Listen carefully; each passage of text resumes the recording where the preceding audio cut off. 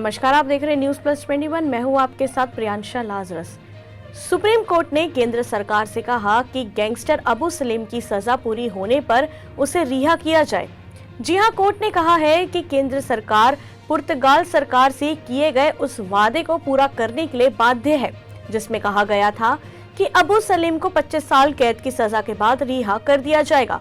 नवंबर 2030 में सलीम की सजा पूरी होगी। दरअसल सुप्रीम कोर्ट ने आज अबू सलीम की याचिका पर फैसला सुनाया। सलीम ने अपनी याचिका में कहा था कि 1993 के मुंबई सीरियल ब्लास्ट मामले में उसकी उम्र कैद की सजा को घटाकर 25 साल कर दिया जाना चाहिए। सलीम ने अपनी याचिका में दलील दी थी कि भारत के प्रत्यर्पण के दौरान पुर्तगाल सरकार से वादा किया था कि उसे 25 साल से ज्यादा सजा नहीं दी जाएगी। आपकी जानकारी के लिए बता दें कि 2015 को टाडा कोर्ट ने अबू सलीम को उम्र कैद की सजा सुनाई थी।